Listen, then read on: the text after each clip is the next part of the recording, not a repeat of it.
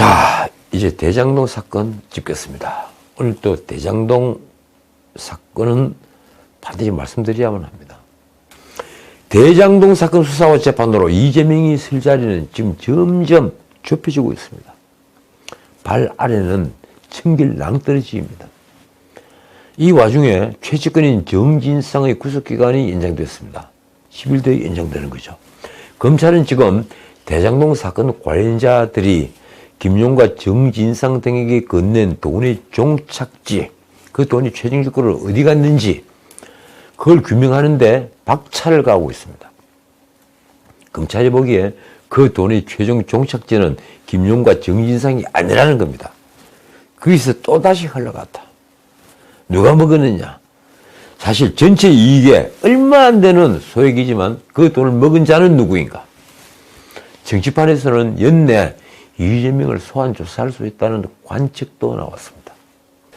이미 말씀드린 대로 이 검사는 이들 돈이 이재명에게 흘러갔을 것으로 보고, 아니 흘러갔을 가능성이 있다고 보고, 이재명과 가족 그리고 그 주변인의 계좌 추적에 들어갔습니다. 한편 대장동 재판에서는 이재명에게 불리한 증언이 이어지는 상황입니다. 대표적으로 남욱의 증언이죠. 다들 아시다시피 남욱은 결정적 폭로를 지금 거듭하고 있습니다. 이재명도 천화동인 지분을 공유한 걸로 이해했다. 선거비용과 노후자금이다. 이 취지죠. 그러자 막다른 골목에 몰린 이재명이 드디어 이빨을 드러냈습니다. 이재명은 관련 의혹을 전면 부인합니다. 이재명의 말 취지는 이렇습니다. 검찰 수사를 말리지 않겠다. 언제든지 털어봐라. 당대표인 이재명을 지키는 일에 명운을 건 민주당은 28일 대장동 특검을 다시 꺼내들었습니다. 외관적으로는 당 차원에서 이재명 사법 리스크에 정면 돌파하는 모양새이지만 일단은 물타기용이죠. 그리고 또 하나 시간 벌기용입니다. 물타기용, 시간 벌기용 특검 공세. 28일 최고위 회의에서 지난 대선 TV 토론 장면까지 재생했습니다. 당시 윤석열 대통령이 이재명 후보의 특검 제안에 확답을 피하는 듯한 장면을 재생하면서 나온 말이 이렇습니다. 자신과 무관하다면 특검을 마다할 이유가 전혀 없는데도 윤 대통령은 지금까지도 대장동 특검을 반대하고 있다. 누가 뭐라고 그럽니까? 그러니까 대장동만 제대로 수사를 하자는 것이라면 지금 검찰도 충분한데 필요하다면 특검 아니라 특검 할아버지라도 해야죠. 하지만 민주당이 주장하는 대장동 특검은 그게 아니지 않습니까? 뭐 부산저축은행 불법 대출 사건까지 수사를 해야 한다. 그리고 주로 곽상도 전 의원에게 건너간 돈을 핑계로 국민의힘 게이트다. 이따위 소리들을 하면서 특검을 하자고 하니 말입니다. 안호영 대변인은 최고위 회의 직후에 기자들을 만나 이렇게 말했습니다. 한번 들어보십시오. 50억 클럽이나 부산저축은행 씨앗 자금 관련해서 대장동 특검의 진상을 밝히는 것이 중요한데도 불구하고 검찰에서 수사 자체가 전혀 안 되고 있기 때문에 검찰의 불공정성을 지적한 것이다. 정말 주객이 전도됐다. 이런 표현을 쓸 수밖에 없습니다. 대장동의 업자들과 그리고 그걸 결정한 성남시의 누군가 하는 그 커넥션, 그걸 밝히는 것이 중요한 것입니까? 아니면 대장동 업자들이 처음에 이 일을 기획할 때 부산저축은행을 통해서 불법 대출을 하면서 커미션을 준 그 불법 대출 사건이 중요한 것입니까? 무엇이 중요한 것입니까? 이 대장동 게이트는 말씀을 드리자면 이재명의 공직선거법 사건이 관련된 대법원 재판거래 의혹과도 연결되어 있습니다. 그래서 더더욱 철저한 수사가 필요하고 저도 오래전부터 특검을 주장을 했던 겁니다. 하지만 민주당이 주장하는 그런 식의 특검은 본말이 진도된 특검입니다. 이런 민주당이 대장동 게이트가 터졌던 작년 가을 국민의힘이 내놓은 특검 제안을 왜 못 본 채 한 것인지 한번 자문해 보면 알 일입니다.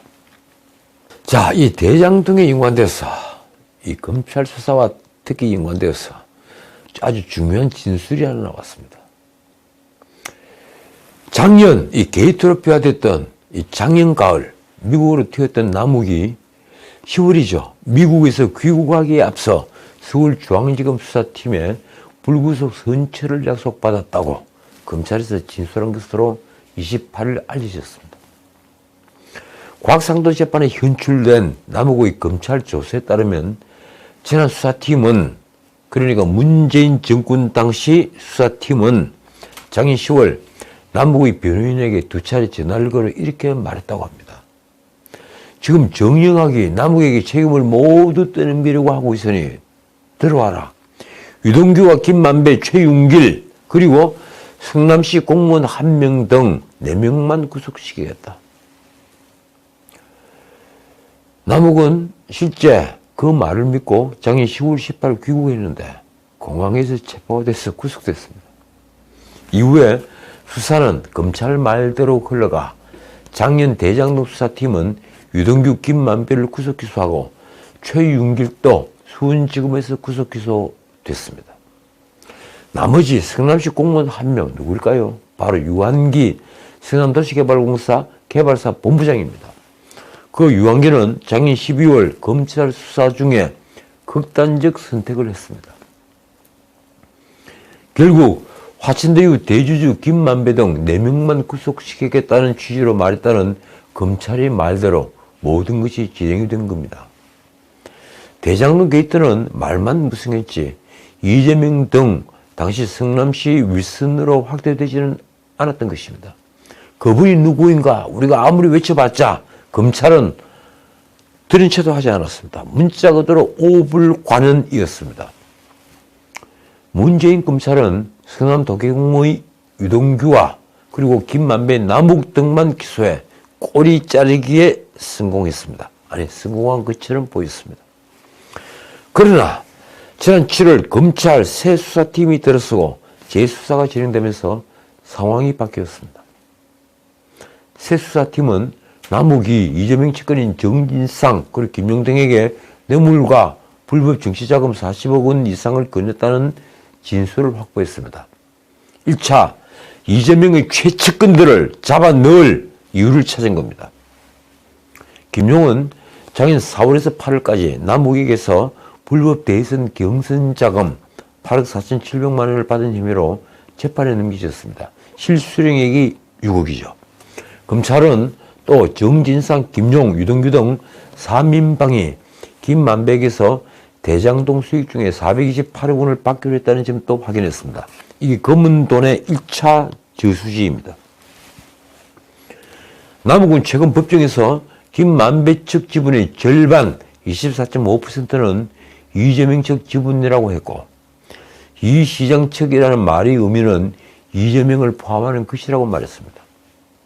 검찰은 정진상의 구속영장에 김만배는 천화동인 1호 수익금으로 유동규 땡땡에게 3분의 1을 주고 동균의 형들 그러니까 정진상, 김용에게 3분의 1을 줘야겠다고 말한 사실을 인정하고 있다는 내용을 적시하기도 했습니다. 검찰 수사 결과가 1년도 안 돼서 완전히 180도 문자 그대로 완전히 뒤바뀐 것입니다. 자, 오늘은 여기까지입니다. 이 남욱의 진술 신빙성은 솔직히 말해 김만배 입에 달렸습니다. 김만배가 남욱의 말을 인정한다면 이재명을 겨냥한 검찰 수사는 급진전될 것입니다. 반면 김만배가 기억이 나지 않는다 이렇게 말하거나 또 그런 말을 한 적이 없다고 오리발을 내민다면 검찰이 아주 어려우십니다. 그런데 어차피 이재명은 이 구렁텅이에서 벗어나지 못합니다. 절대 못 벗어납니다. 이미 기소된 공직선거법도 그렇지만 이 김성태와 엮여있는 변호사비 대납부 그리고 성남FC 후원금 사건은 그가 빠져나올 수 없는 족쇄가 되어 있습니다. 우리는 정의가 반드시 이긴다는 말로 안도하는 것으로 만족해야 할까요? 50억 클럽에서 본 배운 자들이 추악한이면 저는 정말 사람이 무서워집니다. 50억 클럽 멤버들 절반 정도는 제가 아는 분들입니다. 그 배운 자들의 그 권력을 가졌던 자들, 그 정의로워 보였던 자들, 이 배운 자들이 추악한이면 저는 정말이지 사람이 무서워집니다. 지금까지 전은식이었습니다.